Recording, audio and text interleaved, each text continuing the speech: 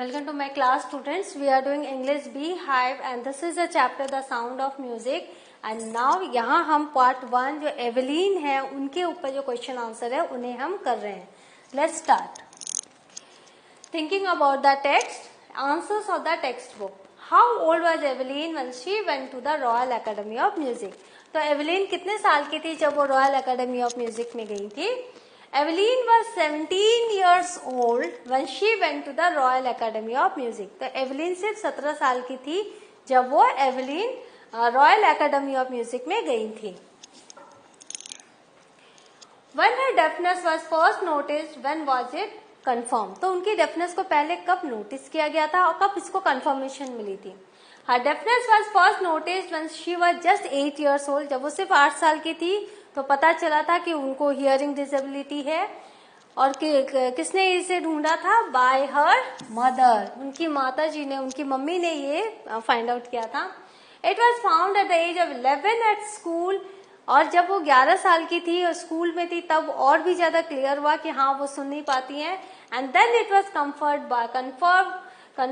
Bye a specialist. और उसके बाद इसे कंफर्म किसने किया? एक स्पेशलिस्ट ने कंफर्म किया. Answer in the short paragraph 30 to 41. अब 30 से 40 शब्दों में आपको ये आंसर लिखना है. Who helped Evelyn to continue with music? What did he do and say? तो who helped Evelyn? आपको पता है रॉन फॉक्स ने उनकी मदद की थी म्यूजिक कंटिन्यू करने के लिए. बाकी सब टीचर्स ने उनको डिस्करेज किया था. तो a percussionist Ron Fox helped Evelyn to continue with music. तो व्हाट डिड ही डू? तो उन्होंने क्या किया? He tuned 2 large drums to different notes and asked her not to listen to them through her ear. तो उन्होंने 2 drum tune करके different notes पे रखे थे और एवलीन को कहा था कि आप कानों से मत सुनो, आप अपने दूसरे रास्तों से म्यूजिक को फील करो. And sense the sound in some other manner. और किसी और तरीके से म्यूजिक को समझने की कोशिश करो. तो यहाँ पर एग्जैक्ट 40 वर्ड्स में ये आंसर मैंने लिखा है. Name the various causes for which Evelyn perform. तो कौन कौन से कॉजेस थे जिसके लिए एवलीन परफॉर्म करती थी? Evelyn Glennie the shining example of determination with a hectic international schedule give solo performances at regular concert. तो वो क्या करती थी? एवलीन ग्लेनी, देखो यहाँ पर हमने कॉमा लगा के उनको और ज्यादा इंफॉर्मेशन दी उनके बारे में. The shining example of determination, जो दृढ़ इच्छा शक्ति है उनकी वो शाइनिंग एग्जाम्पल है, ज्वलंत उदाहरण है. With a hectic international schedule, तो उनका जो शेड्यूल था, उनकी जो दिनचर्या थी बहुत ही हेक्टिक थी, बहुत ही वो व्यस्त रहती थी क्योंकि वो इंटरनेशनल उनके कॉन्सर्ट्स होते थे. Give solo performance at regular concerts, और वो रेगुलरली सोलो परफॉर्मेंसेस देती थी. Apart from these she gives free concerts in prisons and hospitals. और इसके अलावा वो फ्री में बिना किसी चार्ज लिए वो प्रिजन्स एंड हॉस्पिटल्स में भी अपने परफॉर्मेंस देती थी. She also accords high priority to classes for young musicians. और जो छोटे बच्चे होते थे जो म्यूजिक सीखना चाहते थे उनको वो क्लासेस देती थी, उनको वो सिखाती थी.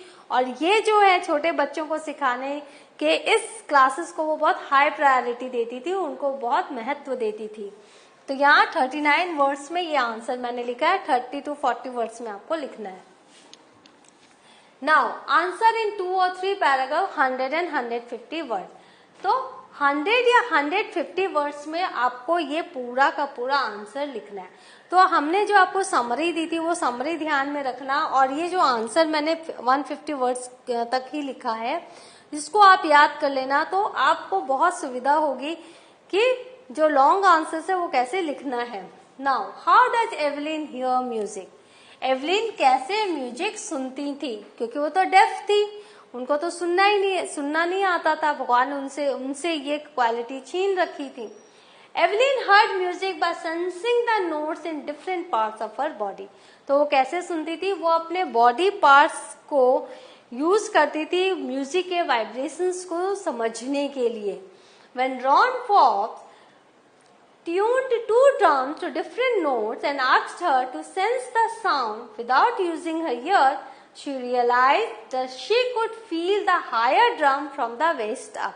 तो उन्होंने क्या किया, जब रॉन फॉक्स ने 2 ड्रम को ट्यून किया 2 डिफरेंट नोट्स पर और उनको कहा, एवलिन को कहा कि आप ऐसा करो, आप इसको फील करो, तो बिना विदाउट यूजिंग ईयर्स, तो उन्होंने ये रियलाइज किया, एवलिन ने उस समय ये रियलाइज किया कि वो फील कर सकती जो हायर ड्रम है अपने वेस्ट अप से, वो उस पर लेट जाती थी ड्रम पर और फील करती थी उसके वाइब्रेशन को, and the lower drum from the waist down, और जो वेस्ट के नीचे के जो लोअर ड्रम होते थे वो वेस्ट के नीचे के पार्ट से वो उनको फील कर पाती थी. She opened her mind and body to sounds and vibrations through her sheer determination and hard work.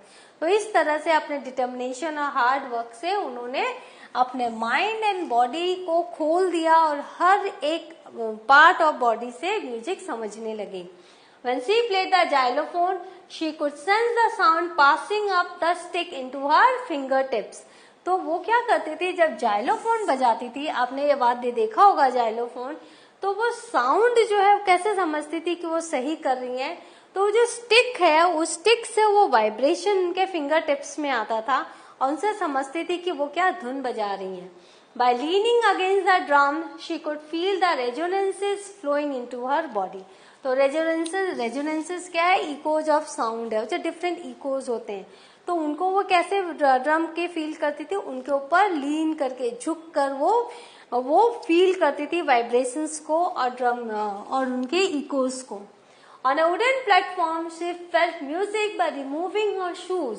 तो वो लकड़ी का जो प्लेटफॉर्म होता था वहां पर वो क्या करती थी, अपने जूते चप्पल उतार लेती थी और वो जो वाइब्रेशन होता था म्यूजिक का, उनको वो फील करती थी वाइब्रेशन को, जो कि उनके वुडन प्लेटफॉर्म से होकर उनके पांव तक पहुंचता था. She could pass through her bare feet and up her legs. She herself said that music poured in through every part of her body. तो वो खुद कहती हैं कि इस तरह से मेरे अंग अंग में म्यूजिक जो है वो समाया हुआ है. It tingled in the skin. उनके स्किन में ये टिंगल करता है, उनके अनुभव देता है, म्यूजिक ही उनके पूरे बॉडी में है. हर चिक बोन्स, उनके चिक बोन्स में टिंगल करता है और उनके हेयर में भी टिंगल करता है, अपने हर जगह उनको म्यूजिक समझ में आता, वो म्यूजिक को फील करती हैं. Now resonances is echoes of sound. तो यहाँ पे देखो 150 वर्ड्स में ये पूरा आंसर दिया हुआ है. आप 150 से कम लिख सकते हैं बट 150 से ज्यादा नहीं लिख सकते. नाउ एवलिन का कैरेक्टर स्केच देख लेते हैं. Evelyn was a determined and hard working girl. वो बहुत ही डिटरमाइंड और हार्ड वर्किंग थी. With her rock strong will power, उनका जो विल पावर था वो एकदम पत्थर की तरह स्ट्रॉन्ग था. शी ओवरकेम द ऑब्स्टिकल्स, जितने भी उनके रास्ते में परेशानियां आई उन्होंने उनको ओवरकम किया, दूर किया. That was presented by nature, और वो परेशानियां किसने दी थी, प्रकृति ने दी थी. In childhood she lost her hearing capabilities gradually. तो बचपन में वो धीरे धीरे अपनी हियरिंग कैपेबिलिटीज को वो छोड़ती जा रही थी, वो उनसे दूर हो रही थी. At the age of 11 year her hearing power was severely damage, और 11 साल में उनका जो हियरिंग पावर था बुरी तरह से डैमेज हो चुका था. In spite of her handicap she did not want to give up, लेकिन उन्होंने क्या किया, अपने म्यूजिक को करियर बनाने का जो उनका पैशन था उसको नहीं छोड़ा. She took music as her passion. Her teacher discouraged her, but percussionist Ron Forbes guided and drilled her to sense and feel the music through different parts of her body. तो teachers ने उनको discourage किया, पर Ron fox ने उनको क्या कहा, guide किया, उनको ट्रेनिंग दी कि कैसे वो अब सेंस एंड फील कर सकते हैं म्यूजिक को different parts of her body के through. Then she joined a 3 years course at Royal Academy of Music.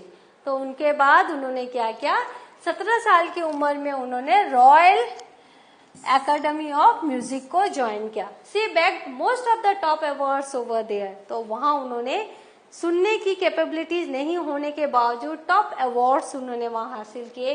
In 1991 she was presented with the Royal Philharmonic Society's prestigious Soloist of the Year Award. Soloist of the Year Award मतलब वो खुद अकेले बजाती थी, तो सोलिस्ट of the year award उनको वहां मिला रॉयल फिलहार्मोनिक सोसाइटी की तरफ से, और ये बहुत ही प्रेस्टिजियस अवार्ड है।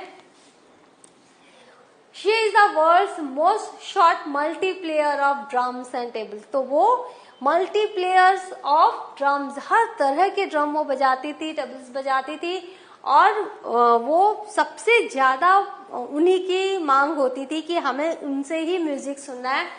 World's most sought. Now she is the shining example of determination, इसीलिए उनको डिटर्मिनेशन की दृढ़ प्रतिज्ञा की शाइनिंग एग्जाम्पल कहा जाता है। Evelyn confesses that she is something of A workaholic. तो एवलिन क्या कहती थी कि मैं वर्कॉलिक हूँ, मुझे काम करना बहुत पसंद है। I have just got to work often harder, क्योंकि एक उनमें हियरिंग डिसेबिलिटी थी, तो उनको दूसरों से ज्यादा काम करना पड़ता था, लेकिन इतना होने के बाद वो रिवॉर्डिंग भी था, उनको काफी प्रशंसा भी मिली थी और उनको काफी पुरस्कार भी मिले थे। Says master percussionist James Blades. तो जेम्स ब्लेड्स ये एक मास्टर परक्यूशनिस्ट है, उन्होंने क्या कहा एवलिन के बारे में? God may have taken a hearing, भगवान ने जरूर उससे उसकी हियरिंग कैपेबिलिटीज छीन ली थी, but he has given her back something extra ordinary, लेकिन उन्होंने बदले में उसको कुछ ऐसा दिया जो एक्स्ट्रा ऑर्डिनरी था, अभूतपूर्व था। What we hear she feels, जो हम सुनते हैं वो उसको महसूस करती है, far more deeply than any of us। हम वो सोच भी नहीं सकते, और ये बहुत ही गहराई की बात है। That is why she expresses music so beautifully। चूंकि वो फील करती थी, इसलिए वो म्यूजिक को बहुत सुंदर से बजा सकती थी। Evelyn Glennie has already accomplished more than most people twice her age. तो जो लोग बड़ी उम्र में जितना वो अवार्ड्स लेते थे, एवलिन ने छोटी सी उम्र में भी इतने सारे अवार्ड्स ले लिए। She has brought percussion to the front of the orchestra, और ऑर्केस्ट्रा के सामने उन्होंने परक्यूशन वाद्य बजाने को एक इम्पोर्टेंस दी, and demonstrated that it can be very moving. और उन्होंने ये दिखाया कि वाद्य को बजाकर भी, वाद्य को सुनकर भी हम बहुत ही खुश हो सकते हैं। It can be very moving, ये हमारे दिलों को छू सकता है। Ann Richlin of the Beethoven fund for deaf children says. तो एन रिचलिन ने क्या कहा, जो Beethoven fund of for deaf children में की एक मेंबर थे, उन्होंने कहा she is a shining inspiration for deaf children. Deaf children के लिए बहुत बड़ी एक इंस्पिरेशन है। They see that there is no where that they can not go. तो एवलिन को देख के उन्हें यह भरोसा होता है कि दुनिया में कहीं भी हम पहुंच सकते हैं, कोई भी ऐसी जगह नहीं है जहां हम नहीं जा सकते, मतलब कोई भी ऐसा करियर नहीं है जहां हम नहीं आगे बढ़ सकते। Together with an inspiration to handicapped people, वो हैंडीकैप्ड पीपल के लिए तो इंस्पिरेशन थी, साथ ही साथ she has given enormous pleasure to million. हम जैसों को उन्होंने एनॉर्मस प्लेजर दिया अपनी कला के द्वारा। So what have you learned? We have learned the story of Evelyn, and what through the question answer we have learned how to write the answers of the questions that have been given related to her life. So in the next session I shall be with the part 2 question answer. Till then, have a good revision. Thank you.